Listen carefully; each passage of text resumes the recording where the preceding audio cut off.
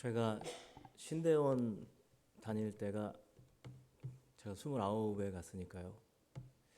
한 20년까지는 아니지만 거의 그 정도 됐습니다. 그때 교수님께서 이런 말씀하셨어요. 이제 신학을 하는 여러분에게 나는 참 너무 미안한 말을 해야 될 것 같다. 앞으로 목회는 오늘보다 어제가 더 어려울 거고 어제보다 앞으로 더 어려울 거다. 그러면서 선배인 나의 잘못이 크다 라는 교수님의 말씀을 들었을 때 저는 아무 감흥이 없었습니다.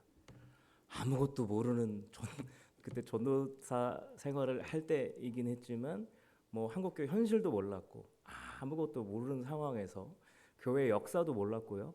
아무것도 모르는데 갑자기 신대원 나가지고 그런 얘기를 듣는데 뭐 어떤 생각이 있었겠습니까? 아무 생각 없었습니다. 그게 어떤 의미인지도 잘 몰랐는데요. 제가 이제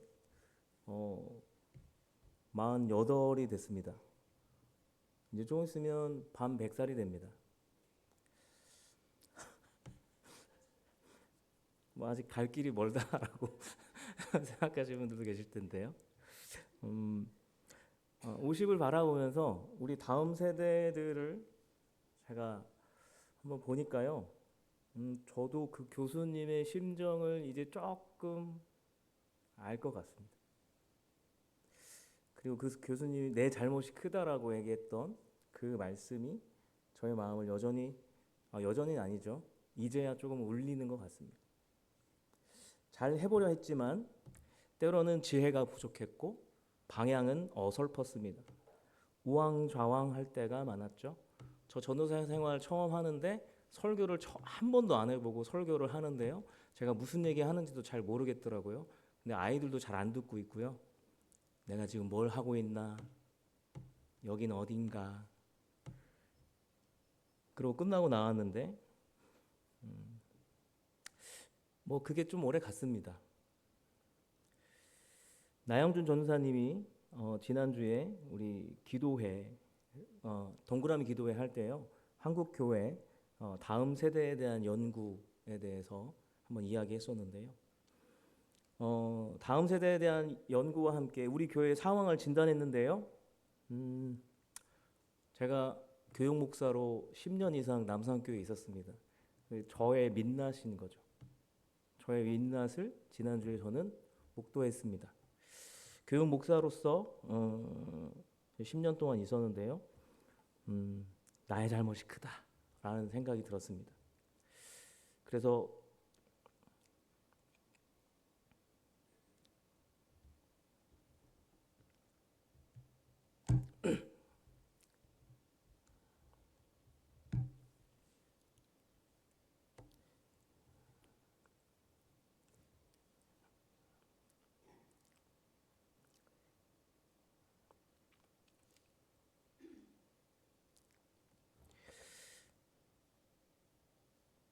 들으면서 내내 마음이 아팠습니다.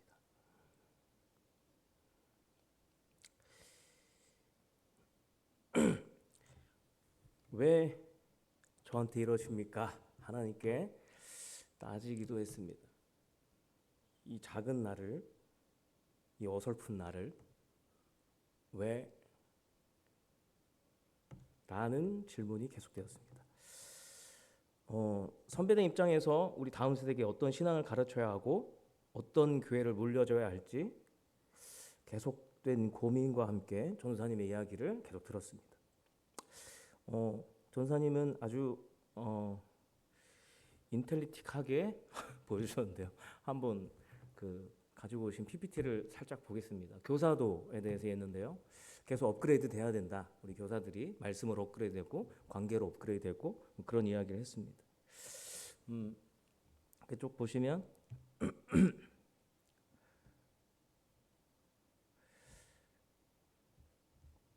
교사의 신앙과 지식은 고여있는 물이 아니라 끊임없이 최신 버전으로 업데이트되어야 한다. 그 다음 장에 보시면 뭐 성경적 근거에 대해서 쭉 이야기하고 있고요. 그리스도 은혜와 그를 아는 지식에서 자라가자, 지식으로 자라가자 이런 이야기를 했고요. 그리고 베레아 사람들이 거룩한 갈망을 통해서 우리가 무엇을 믿는가에 대해서 이야기를 계속 나누는 부분들을 성경적 근거로 들면서 이제 우리는 앞으로 어떻게 아이들을 가르쳐야 할까라는 그런 고민들을 함께 했는데요. 우리 한계를 돌파해야 된다라고 했습니다. 여기 좀 뭐 전도사님이 이런 얘기를 했어요. 저 이거를 보여주면 저 쫓겨날 수도 있다. 다음 주에 저를 못 보실 수도 있다. 이런 얘기를 했는데요. 우리의 모습을 한번 보면 이렇게 진단했습니다. 인원이 점점 줄고 있죠. 뭐 전체 한국 교회가 다 줄고 있고 그리고 우리 교회도 아이들이 3040 세대가 아주 귀한 그 지역이죠. 그리고 매력을 느낄 공간이 없다. 뭐 이런 얘기를 했죠. 그리고 시대의 변화, 라떼는 말이야. 뭐 전통적인 뭐 그런 이야기들을 뭐 하지 말자 이런 이야기였죠. 그러면서 이런 것보다 우리가 무엇을 지켜 나가야 될까? 본질로서 사람이 답이다라는 이야기를 했습니다. 주일학교 교사로서 전공은 성경이다라고 하면서 이제 사람을 가르쳐야 된다라는 거죠. 그런데 한국 크리스천의 실태를 봤을 때 책을 신앙 서적을 보는 분들이 이게 뭐 다 정확하진 않겠지만 60에서 70%가 한 권도 안 읽는다라는 그 데이터가 있다고 해요. 그리고 다음에 보시면 또 세대를 알아야 또 학생들을 이해할 수 있고 그 말씀을 통해서 우리가 아이들을 키워 나갈 수 있다라는 이야기를 뭐 함께 나누었습니다. 그러면서 앞으로 우리가 어떻게 가야 될까? 그럼 계속 고민하는 자리였어요. 이러저러해서 뭐 우리의 답은 오직 사람이다라는 결론입니다. 사람입니다. 사람이 사람을 살립니다.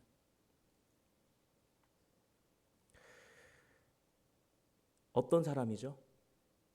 성령에 충만한 사람이 다른 사람을 살립니다. 그렇다면 사람이 사람을 살리지 못하면 그곳은 어떻게 될까요? 샬롬이 사라집니다. 우리의 평안이 깨지는 것이죠. 하나님은 하나님을 주님으로 모시는 사람을 통해서 일하십니다. 성령 하나님은 진리의 영이십니다. 하나님의 사랑을 진정으로 알게 하시는 영이시죠. 그가 오심으로 우리는 무엇을 누립니까? 바로 사랑을 누립니다. 사랑은 서로 안아줍니다. 사랑 안에는 공의와 심판이 분명히 있습니다. 정의가 있고요, 공의가 있습니다. 그래야 사람이 하나님의 뜻대로 살아갈 수 있겠죠. 아니면 자유의지를 가지고 제멋대로 살고 하나님 나 사랑하잖아요 하면서 모든 것을 자기 뜻대로 하겠죠. 하지만 이 공의와 심판 이것은 다른 사람에게 우리가 그거를 대하는 걸까요? 아니면 나에게 하는 걸까요? 우리가 다른 이들을 공의와 심판으로 정죄하라고 하나님께서 하나님의 사랑 안에 정의와 공의를 넣어두신 것이 아니라 하나님의 사랑 안에 공의와 심판이 있기에 나에게 그것을 들이대는 거죠. 그래서 그 심판의 대상은 나구나라는 것을 다시 한번 성령님을 통해서 경각심을 갖고 하나님의 사랑을 누림으로 거룩해지는 것이죠. 그 안에서 우리는 다른 사람을 사랑할 수 있는 자리로 나아갈 수 있습니다. 사랑하는 성도 여러분, 교회 생활이 어떠십니까? 즐거우십니까? 어떠세요? 학생들이 막 웃어요.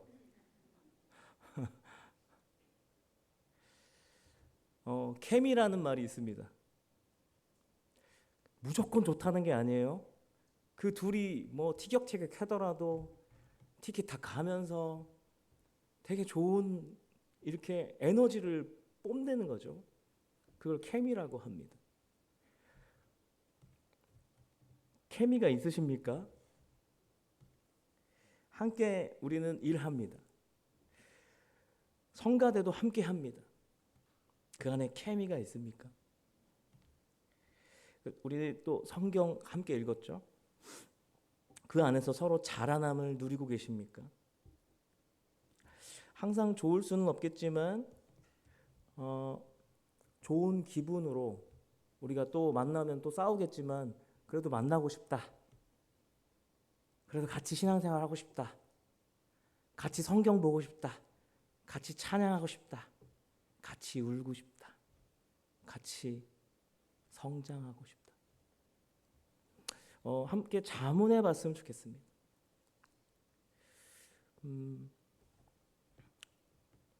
오늘 본문은요, 무너진 세대를 이야기합니다. 무너짐을 이야기합니다. 제가 청년들에게 자주 하는 말이 있는데요. 어떤 일로 인해서, 어떤 사건으로 인해서, 아니면 그동안 쌓여온 일들을 통해서 우리의 관계가 어색해질 수 있습니다. 교회 안에서도 그렇고, 직장 생활 했을 때도 그렇고, 부부 간의 관계에서도 그렇고, 어디든 다 그렇죠. 관계에서는 다 그렇습니다. 그로 인해서 우리의 마음이 무너질 수도 있고, 아니면 가정이 무너질 수도 있습니다. 제가 아까 울먹울먹 했는데요. 10년 교육 목사로 있으면서 그걸 그 전도사님이 그 설명을 하시는데 잘못한 기억만 계속 막 떠오르더라고요. 그 과거와 마주하는 거 어색합니다. 하지만 기독교는요, 다시 일어서는 종교입니다. 다시 시작하는 종교입니다. 부활입니다. 새 생명입니다. 그래서 당연히 다시 세울 수 있습니다. 그리고 다시 세워진다는 것은 더 곤고해진다는 의미가 있습니다. 장석주 시인의 대추 한알이라는 시가 있습니다. 제가 예전에 한번 소개해 드렸는데요. 대추 한알이요, 저절로 붉어지는 것이 아닙니다. 천둥, 태풍, 벼락이 몇 개씩은 계속해서 있었다는 거예요.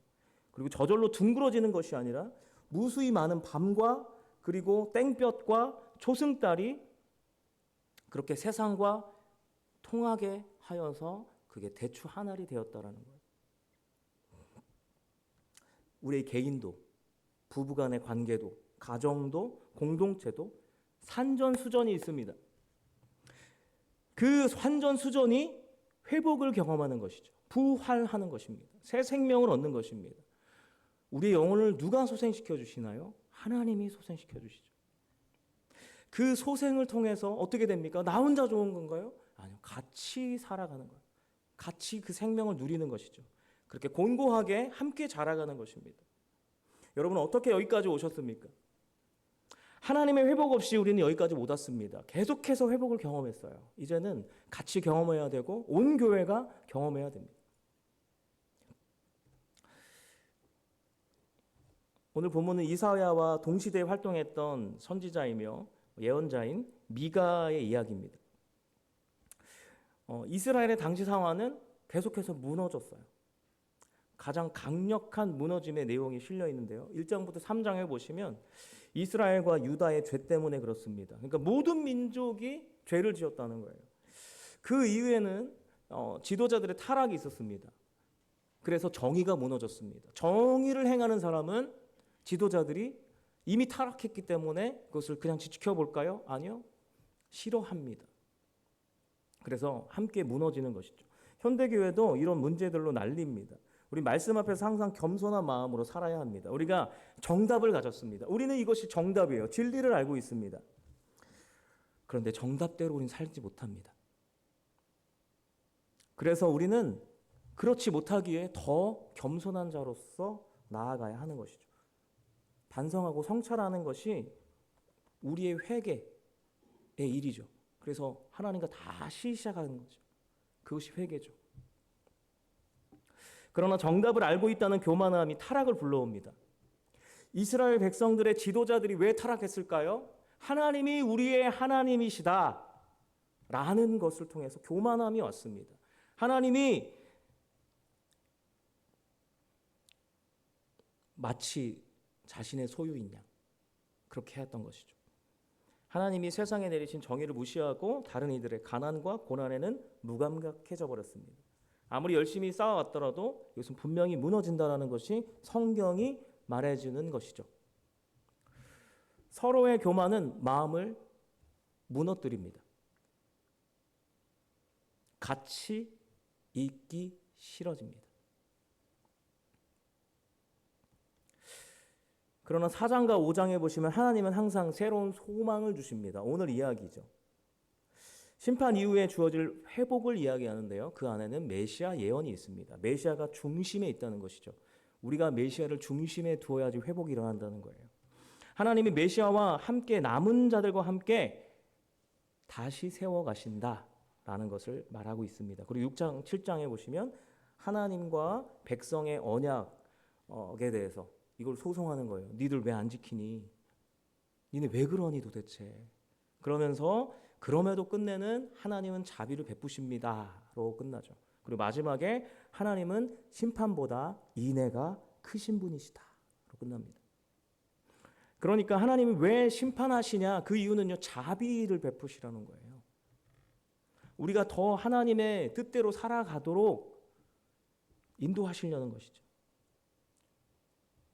7장 19절과 20절을 한번 함께 확인해 보겠습니다. 미가서 7장 19절 같이 읽겠습니다. 시작. 다시 우리를 불쌍히 여기셔서 우리의 죄악을 발로 밟으시고 우리의 모든 죄를 깊은 바다에 던지시리이다. 주께서 옛적에 우리 조상들에게 맹세하신 대로 야곱에게 성실을 베푸시며 아브라함에게 인애를 더하시리이다. 아멘. 아브라함이 왜 나옵니까? 아브라함과 약속하셨잖아요. 그 약속 지키겠다는 거예요. 다시 세우겠다는 겁니다. 너희가 무너뜨린 거 내가 다시 세울 거야 라는 거죠. 그런데 그 방법은 하나님의 방법으로 하십니다. 2절을 같이 한번 읽겠습니다. 하나님의 회복의 방법입니다. 같이 한번 읽겠습니다. 시작. 베들레헴 에브라다야 속중에 작을지라도 이스라엘을 다스릴 자가 내게서 내게로 나올 것이라. 그의 근본은 상고에 영원에 있느니라. 아멘. 우선 우리에겐 답이 없습니다. 왜요? 우리가 무너뜨렸으니까요. 우리가 무너뜨렸습니다. 근데 하나님께서 다시 세우신답니다. 회복으로. 주님이 다시 오십니다. 주님이 어떻게 해요? 이미 계셨어요. 이미 함께 계셨어요. 근데 어디로 다시 오십니까? 우리의 중심으로 오신다는 거. 우리가 주님을 중심으로 모시는 그 자리로 하나님께서 이끄신다는 거죠. 다시 주님이 계셔야 할 그 자리에 주님이 오십니다. 우리의 무너짐을 회복하는 첫 번째 방법은요, 이거밖에 없어요. 주님이 계셔야 할 자리에 계시는 겁니다.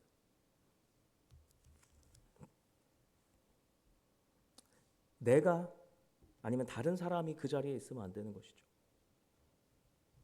사람은 그 자리에 있기 위해서 자신의 성을 쌓습니다. 자신을 위해서 성을 쌓습니다. 더 많은 군사를 세웁니다. 더 많은 물질을 원합니다. 더 많은 현실적인 대안들을 계속해서 찾습니다. 그러나 하나님은 정반대로 임하십니다. 사람은 자꾸 이걸 성을 쌓으려고 하는 거죠. 우리가 어떻게 하면 이 성을 안 쓰러뜨리려고 하는 것인데 하나님은 정반대로 그거 아니야 라고 하시는 거죠. 주님이 어디로 오시죠? 베들레헴으로 오십니다. 작은 고을입니다. 당시 베들레헴은 예루살렘과 비교가 안 되는 것이죠. 성전이 있는 예루살렘. 예루살렘은요, 성전이 있어요. 성전 주변에 뭐가 있을까요? 사람들이 많이 살겠죠. 문명이 있겠죠. 모이고 물질도 거기에 모이겠죠. 엄청난 에너지가 넘치는 곳입니다. 그런데 그곳에서 뭔가 풍성한 회복이 있을 줄 알았는데 그것이 아니라 아무도 주목하지 않는 작은 고을 베들레헴. 그곳에 영원하신 주님이 나신다라는 거예요. 보란 듯이 인간이 쌓았던 그 성, 인간의 현실적인 기대를 꺾어버리십니다. 자, 아까 말씀드렸죠. 하나님은요, 대추 한 알 그거 그냥 키우지 않으세요. 참새 한 마리도 그냥 떨어지지 않습니다. 그 자금 안에 어마어마한 하나님의 역사가 담겨 있습니다. 그런데 우리는 너무나 쉽게 하나님의 크신 능력을 세상의 조건과 비교합니다. 지난주에 있었던 이야기를 한번 드리겠습니다. 너무 다 아실 것 같아가지고. 심씨 형제의 형 이야기입니다. 그 청년과 짧은 대화를 했는데 저는 거기에서 남산교회의 미래를 봤습니다. 본인의 삶이 힘겨워요. 버거워요. 아버님 아프시죠? 오래되셨어요.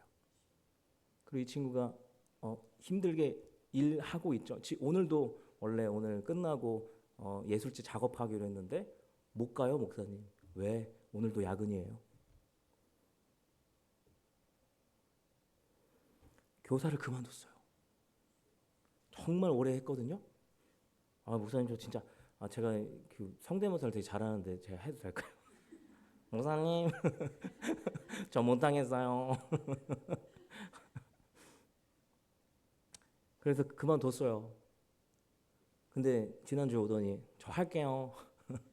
왜? 그랬더니 아이들이 힘들어하는 모습을 보니까 자꾸 신경이 쓰인대요. 마음이 아프대요. 그래서 다시 교사의 자리로 오겠다라고 하더라고요.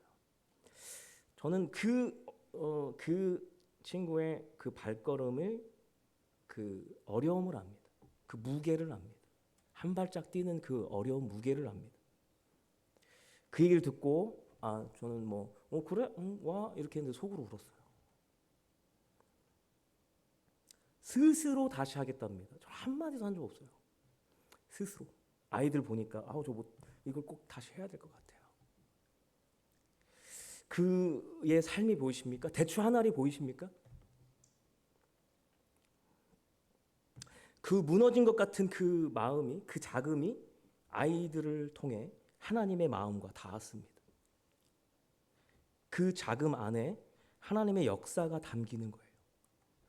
그 귀한 헌신이 남산의 미래입니다. 우리 교회의 미래입니다. 작은 고을 베들레헴이 주님을 품었습니다. 하나님의 마음을 품었습니다. 하나님이 오셨습니다. 그랬더니 어떻게 됩니까? 베들레헴이라는 곳은 성지가 되었습니다. 사랑과 은혜가 차고 넘치는 성지가 되었습니다. 작았지만 하나님이 오셔서 하나님의 역사를 보기 위해서 사람들은 그곳을 주목합니다. 그리고 그런 사람들을 주목합니다. 그 청년의 고뇌 속에 담긴 하나님의 은혜의 흐름을 볼 수 있기를 소망합니다. 겉에 드러난 현상을 보지 않고 그 안에서 역사하신 하나님의 일하심을 보기를 소망합니다. 전능하신 하나님이 사랑으로 설득하십니다. 그래서 그 설득에 자신의 뜻을 접고 다시 헌신의 자리에 몸담는 하나님과의 그 동역의 발걸음을 이 친구가 하는 것이죠. 이 심씨 형제의 형은요, 아시는 분은 아시겠지만 자기 애가 굉장히 강합니다. 본인이 그렇게 얘기했어요. 저는 제가 제일 사랑스러워요. 그런데 자신의 그 상황을 뛰어넘고 다른 사람을 향해서 아이들을 향한 그 사랑이, 그 회복이 하나님의 그 물결이 오는 것이죠. 이런 회복의 물결은 계속해서 일어나야 됩니다. 7절과 8절을 함께 읽겠습니다. 같이 읽겠습니다. 시작. 많은 백성 가운데 풀 위에 내리는 단비 같아서 사람을 기다리지 아니하며 인생을 기다리지 아니할 것이며 야곱의 남은 자는 여러 나라 가운데와 많은 백성 가운데에 있으리니 그들은 수풀의 짐승들 중에 사자 같고 양떼 중에 젊은 사자 같아서 만일 그가 지나 밟고 찢으리니 능히 구원할 자가 없을 것이라. 아멘. 무너진 시대입니다.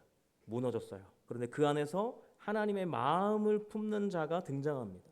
7절에 보시면 이슬과 단비로서 표현하고 있는데요.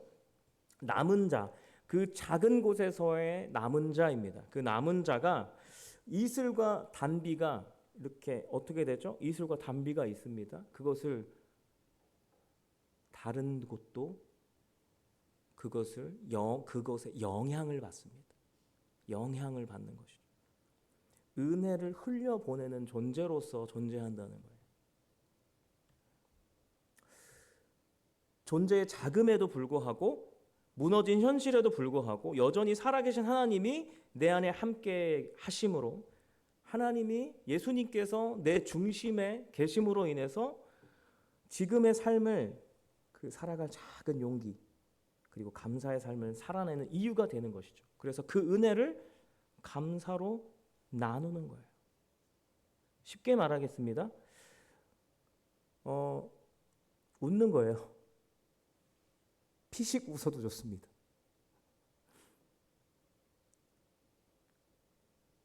기억나세요? 내가 하나님의 자녀가 되었어요. 내가 하나님의 자녀가 됐습니다. 그 감격을 기억하십니까?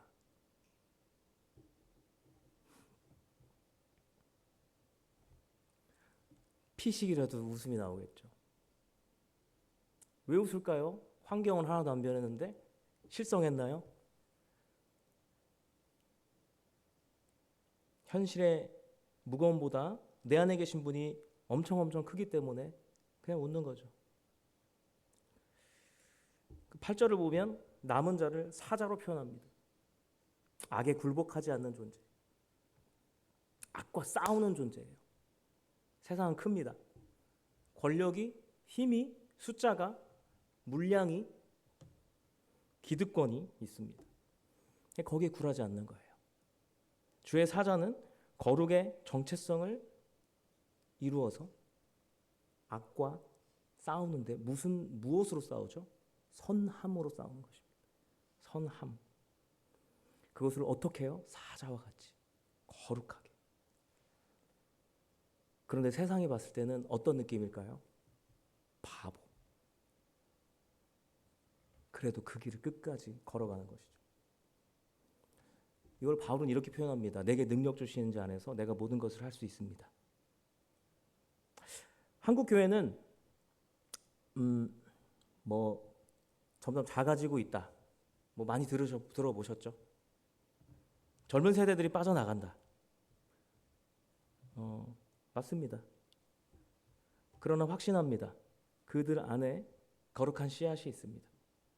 언젠가 그가 있는 자리에서 거룩한 열매를 맺게 될 것입니다. 무엇이 그걸 증명할까요? 성경이 증명합니다.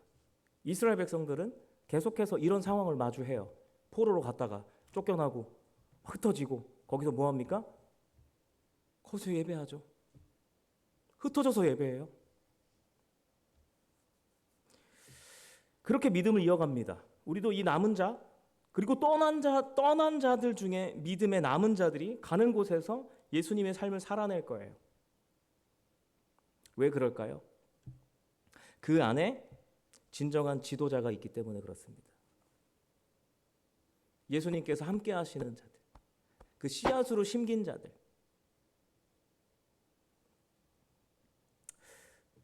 미가서는 지도자에 대한 이야기를 합니다. 처음에 어떤 지도자를 이야기하냐면 사람들이 믿고 따르는 지도자. 그런데 그 지도자들이 어떻게 됐어요? 타락합니다. 그래서 같이 타락하죠.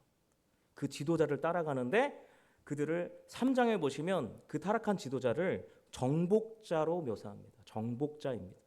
백성을 잡아먹고 자기 배를 채우는 그리고 정의를 왜곡하는 미가서 3장 1절에서 3절을 함께 볼까요? 같이 보겠습니다. 같이 읽겠습니다. 시작. 내가 또 이르노니 야곱의 우두머리들과 이스라엘 족속의 통치자들아 들으라. 정의를 아는 것이 너의 본분이 아니냐. 너희가 선을 미워하고 악을 기뻐하여 내 백성의 가죽을 벗기고 그 뼈에서 살을 뜯어 그들의 살을 먹으며 그 가죽을 벗기며 그 뼈를 꺾어 다지기를 냄비와 솥 가운데에 담을 고기처럼 하는도다. 아멘. 얼마나 무서운 말입니까?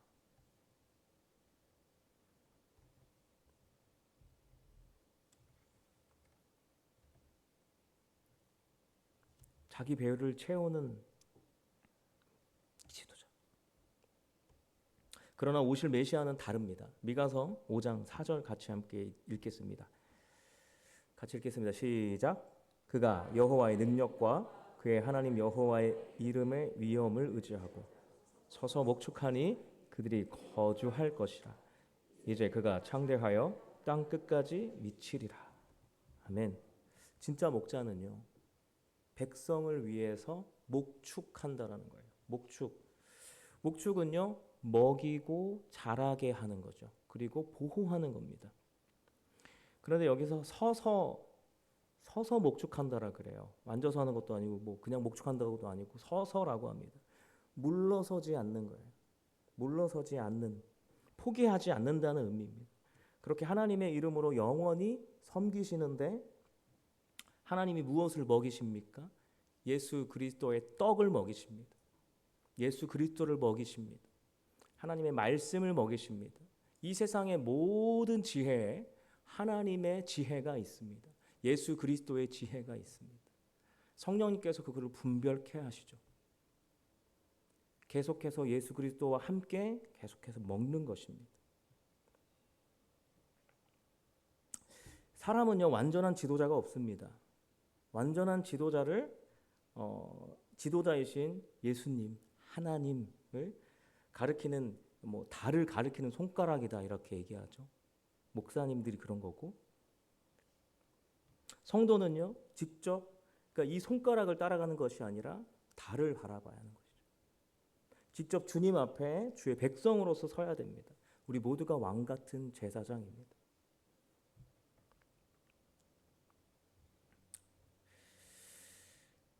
조금만 더 하겠습니다. 미가서가 말하는 회복은요, 단순한 번영이 아니라 정결해진 백성의 등장으로 인해서 하나님의 질서가 다시 회복되는 것인데요. 마지막 요구가 있습니다. 그래서 5장 우리가 읽은 본문의 뒷부분인데요. 10절부터 15절까지 같이 한번 읽어보겠습니다. 같이 읽겠습니다. 시작. 여호와께서 이르시되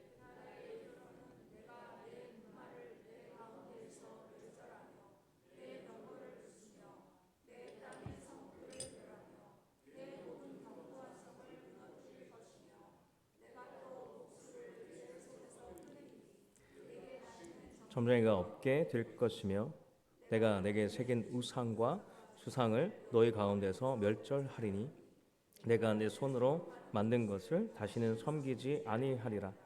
내가 또 내 아세라 목상을 너희 가운데에서 빼버리고 내 성읍들을 멸할 것이며 내가 또 진노와 분노로 순종하지 아니한 나라에 갚으리라 하셨느니라. 아멘. 목자가 마지막으로 요구합니다. 이 회복을 위해서 해야 한 것.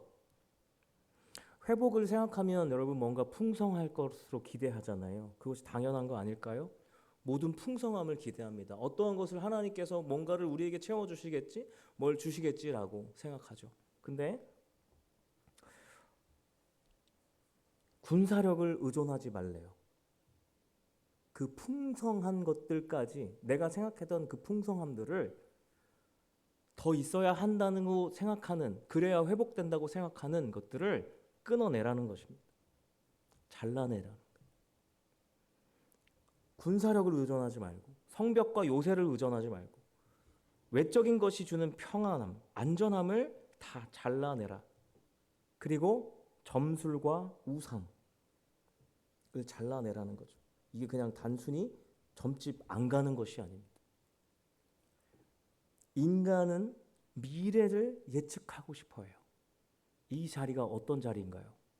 하나님의 영역입니다. 근데 우리는 하나님의 영역까지 가고 싶은 거예요. 점술, 우상, 이 둘의 관계를 보세요. 점을 봐서 미래를 예측하는 것이죠. 그런데 점을 보고 미래를 예측하면 어떻게 합니까? 점괘가 이상하게 나오면 뭐 하세요? 뭐 하십니까? 부적사잖아요. 안 사세요? 아, 모르시죠? 죄송해요. 저만 아는 얘기인데, 저도 어디서 들었어요. 그거 막으려고 하잖아요. 불길한 것들은. 그 이야기 듣지 않았으면 부적 삽니까? 안 삽니까? 안 사죠. 예측하고 싶어요. 고대에는요, 대관식에 왕을 이제 세우려고 하는데, 이제 신탁을 받아서 왕을 세워요. 그런데 신탁이 이상하게 나올 때도 있을 거 아니에요? 그럼 어떻게 할까요? 다른 사람을 대리로 왕으로 세워요. 잠깐. 그리고 그 신탁을 그에게 다 저주로 퍼붓고 그 사람을 죽이든지 멀리 떠나보내든지 합니다. 이 말이 안 된다고 생각되시잖아요. 근데 그 당시 그 시대에 사셨으면 그 박수 치고 있었을 거예요, 우리도. 왜요? 미래를 예측하는 거잖아요. 미래를 예측하면 뭐 하고 싶으세요? 로또 하고 싶으세요? 인간은 한 치 앞을 모릅니다. 근데 자신의 불안감을 내가 생각하던 대로 흘러가면 그 불안감이 사라질 것처럼 생각하는 거예요. 그래서 어떤 방법으로든 그 길을 막으려고 하는 현실적 안정감을 스스로 만들어내려는 그 생각은 하나님께서 싹 다 자르라는 거예요. 회복은 나의 생각 안에서 나에게 필요한 것, 우리에게 있어야 하는 것, 그런 것들 다 더 쌓는 것이 아니라 하나님 말고 다른 것들을 쌓아놓은 것들을 잘라내는 데서 회복이 시작된다는 것입니다. 우린 쪼그라져 있습니다. 한국 기독교가 쪼그라져 있습니다. 그런데 하나님께서 무슨 얘기를 하시는 거예요? 그래, 쪼그라져도 괜찮아를 얘기하시는 거예요. 내가 책임지잖아. 나를 봐. 내가 있잖아. 하시는 거예요. 근데 이게 제가 설교니까 저도 이렇게 말하면서 이렇게 이야기하지만 만약에 일상 속에서 이렇게 말하면 그 사람은 어떻게 될까요? 이상한 사람 되는 거죠.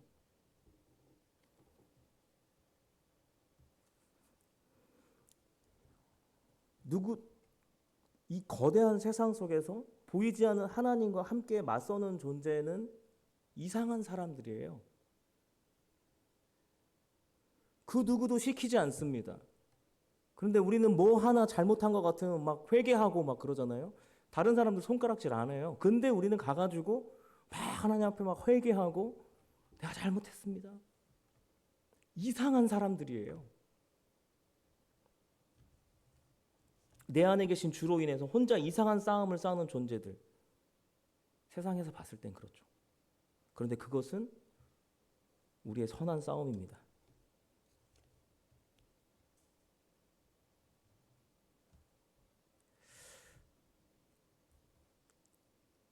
우리를 부르신 이야기를 해야 되는데 시간이 다 갔습니다. 그러니까 우리가 아브라함에 대한 이야기를 잠깐 나눴는데요. 아브라함 부르셨어요. 아브라함은 작았습니다. 그 당시 이집트는 어마어마했어요. 그 이집트라는 나라는요. 문명이 어마어마했고 그 안에 신들이 어마어마했는데 아브라함은요. 노아 이후에 아들 셈의 후손 아브라함이죠. 아브라함. 다른 아들들은 뭐 했어요? 이 함이 이집트의 조상이에요. 이 함은 노아의 아들이잖아요. 노아가 하나님 섬겼어요. 근데 이 함은 하나님 섬깁니까? 안 섬깁니까? 노아의 후손들은 섬기지 않고 계속해서 이집트 안에 어마어마한 신들이 많이 생기거든요. 메소포타미아 그 지역도 마찬가지. 그런데 아브라함은 막 믿음을 지키면서 거기까지 왔습니까? 셈의 후손으로서? 아니요. 갑자기 하나님 부르시잖아요. 그 전까지 아브라함도 제정신 아니었어요. 그러다 부르시는 거예요. 작았습니다. 이스라엘은 계속 작아요. 우리나라도 마찬가지죠. 기독교 인구가 40% 이상 된 적이 없어요. 이단까지 요즘에 막 기독교라고 막 얘기를 많이 해요. 근데 40%안 되잖아요. 그 상황에 하나님만 의지하겠습니다. 잘라내는 것. 우리가 우리의 밥그릇 다 잘라내고 하나님만 의지하겠습니다. 요거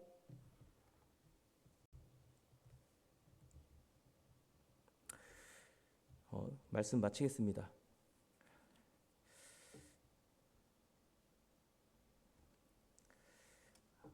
우리는 작습니다. 그러나 우리 안에 계신 하나님이 크십니다. 하나님 회복하십니다. 말씀을 통해서 제가 드릴 수 있는 말은 주님이 하십니다. 근데 사람을 통해서 하십니다. 그래서 우리가 주님을 우리의 중심에 모셨을 때 이런 일들이 일어난다는 것이죠. 그리고 회복이 일어날 것입니다.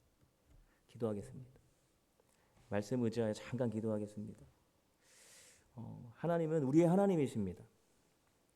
우리가 아무리 작고 어떠한 존재일지라도 하나님은 나의 하나님이시오. 그리고 우리의 하나님은 우리를 사랑하셔서 하나님의 뜻 안에 우리가 온전히 거하여 하나님의 그 풍성한 은혜를 누리기를 기대하십니다. 소망하십니다. 그 소망 가운데 우리가 나아가기를 기대합니다. 하나님, 우리가 온전히 하나님만 의지하며 살아갈 수 있도록 하나님 도와주시옵소서. 내가 생각했던 모든 것들 이제는 내려놓고 오직 회복의 은혜를 경험할 수 있도록 인도하여 주시옵소서라고 이렇게 기도했으면 좋겠습니다. 우리의 관계에서 우리의 모든 것 가운데 그런 회복을 경험할 수 있도록 하나님을 통하여서 경험할 수 있도록 인도하여 주시옵소서라고 이 시간 주여 한번 간절히 부르짖고 함께 기도하며 나아가기로 합니다. 함께 기도하시겠습니다. 주여